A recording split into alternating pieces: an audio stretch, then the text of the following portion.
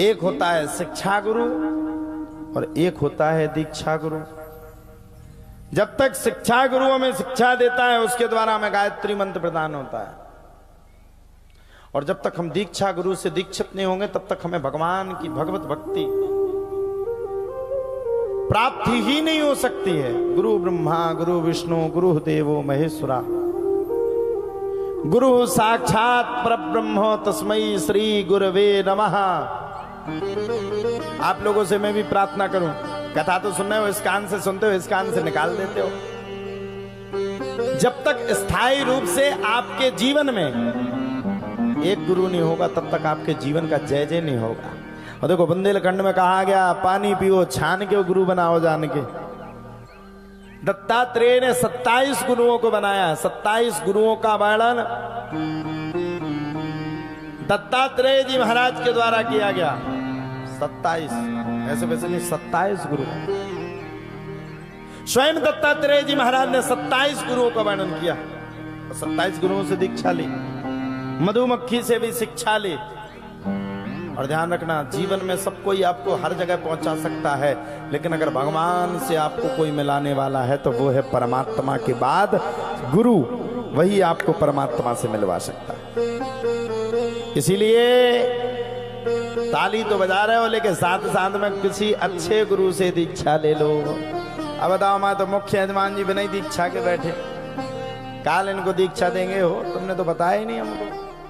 आज पता नहीं किसने इनसे कह दिया, देखो बढ़िया ऐसे डाले।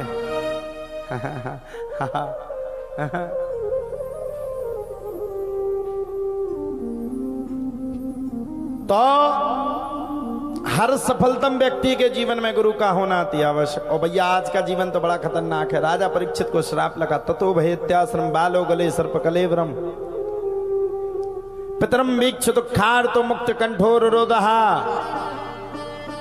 राजा परीक्षित को श्राप लगा, आज से 7वें दिन तक्षक नाम के सर्प के काटने से तेरी मृत्यु हो जाएगी।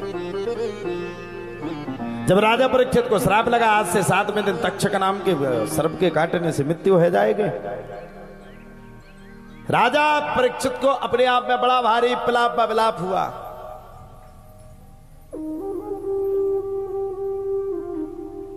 बड़ी चिंता में राजा परीक्षित विराजमान है। जब राजा परीक्षित बड़ी चिंता में विराजमान है तो राजा परीक्षित ने सबसे पहले घर का त्याग किया। गृह कारज नाना जंजाला, घर को छोड़ दिया, परिवार को छोड़ दिया। और घर परिवार को छोड़ करके राजा परीक्षित सीधे सुखदेव बाबा की शरण में आ गए। यम प्रभजंत मनुपेत मपेत कृत्यम द्वैपायनो बरह कातर आजुहाव पुत्रेति तन्मयतया तरवो भिनेदुस तम सर्वभूत हृदय मुनि मानतोष।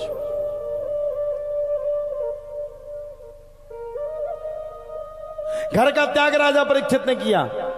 आम लोगों से तो बुढ़ापे में भी घर नहीं छूटता। 3 घंटे के लिए तो घर छूटता बड़ी मुश्किल में। अभी बैठी माता है बड़ी मुश्किल में, यहां बैठी तो मन घर ही पे लगाए होंगे। अब घर पे क्या हो रहा होगा, भैंस का चारो कीने दो हुई है, गैया का पानी कीने पिपाओ हुई है, लड़का बिटिया आए भोजन कीने दो, जे स्कूल से बसता जाने का पटको ही है। हमसे तो 3 घंटे भी भगवान की कथा को नहीं सुना जाता है। अब सुनोगे नहीं आप, कमी निकालोगे हमारी। अभी कल से कार्य चलता रहता है। एक जन हमारे पंडित जी को मिल गए। पंडित जी से कहते, तुम्हारे महाराज जी आजकल राजनीति का प्रचार ज्यादा करते हैं। पंडित जी ने कहा, भैया हमें तो पता नहीं, महाराज जी करते हैं, हम तो करते नहीं।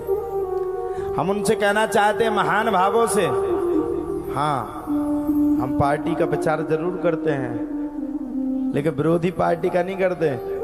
हम अपने सनातन की पार्टी का प्रचार करते हैं। हमारी खुद की पार्टी है, उसके अध्यक्ष हनुमान जी हैं, वो चुनाव चिन्ह है उसका गदा मुष्ट का, उसी पार्टी से हम हैं। दिक्कत क्या है भाई? हम अगर किसी पार्टी से अगर बिलोंग हैं तो आपको क्या दिक्कत है? आप हो जाओ।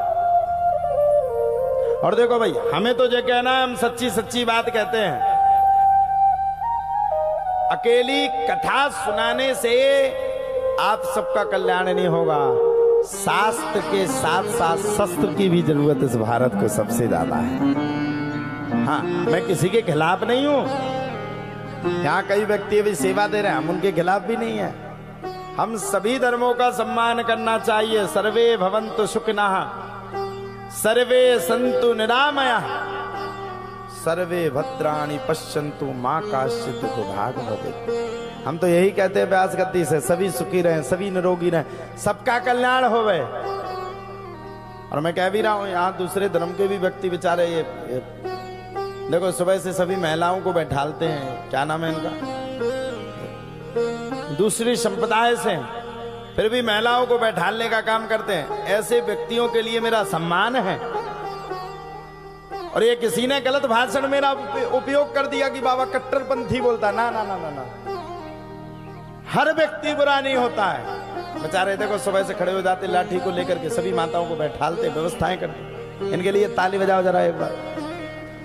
अब कोई गया इनके खिलाफ में, बिल्कुल नहीं है। क्यों है भाई? अरे मुस्लिम है तो क्या हुआ, भगवान को भजते हैं। और हम तो यही कहना चाहेंगे, जो भगवान को भजेगा, जो राम को भजेगा, उसका स्वागत है, सत्कार है। यार कैसी बात करते हो? स्वागतम वे महाभागः, हमें सबका स्वागत करना चाहिए। राजा परीक्षित ने बैठ करके पूछा, म्रियमाणम किम कर्तव्यम,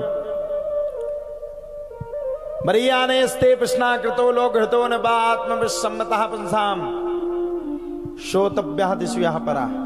अच्छा आप लोग बताओ, अगर आपको पता चल गया कि आज से 7वें दिन हमें मरना है, क्या करोगे? बताओ बताओ क्या करोगे? किसी को पता चल जाए आज से 7वें दिन मरना, बताओ वो पहले क्या करेगा?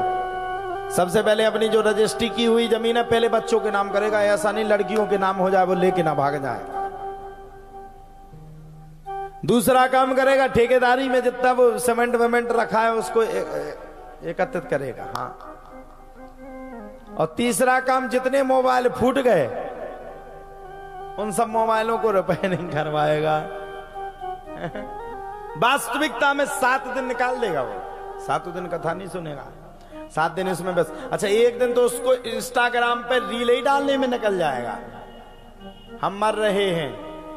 अगर उसको पता चल जाए से 7वें दिन हमें जाना है, वो पहले सबसे अपनी बढ़िया फूल माला लेकर के फोटो वोटो सजा सजू करके और फिर डालेगा, चिट्ठी न कोई संदेश, जाने वो कौन सा देश, जहां हम चले नहीं गए, जहां हम जा रहे हैं। कमेंट में लोग बाग लिखेंगे, क्यों भैया कहां जा रहे हो? अब क्या बता भैया, किसी जोशी ने कहा आज से 7वें दिन मरना है, तो अपनी पहले ही से फोटो डाल दी। और हम आपसे कहेंगे, जिंदगी एक किराए का घर है, एक न एक दिन बदलना पड़ेगा। मौत जब तुझे को आवाज देगी, घर से बाहर निकलना पड़ेगा। कितना काम करोगे? किसी से कहो भाग बस, अब टाइम ही नहीं, ऑफिस जाना है। किसी से कहो अब समय ही नहीं है, बच्चों को टिफिन बनाना है। अरे कितने दिन छुपोगे? जब तक जिंदगी रहेगी फुर्सत ना मिलेगी काम से। जब तक जिंदगी रहेगी फुर्सत ना मिलेगी काम से। कुछ ऐसा समय निकालो कि प्रेम कर लो हमारे प्रभु श्री राम से। ऐसा समय निकालिए कि भगवान से आपको प्रेम हो जाए, भगवान के प्रति आपकी धारा अविरल हो जाए, विरक्त हो जाए। विरक्त इंद्रियार्थेषु प्रशांतात्मा प्रसीदतः।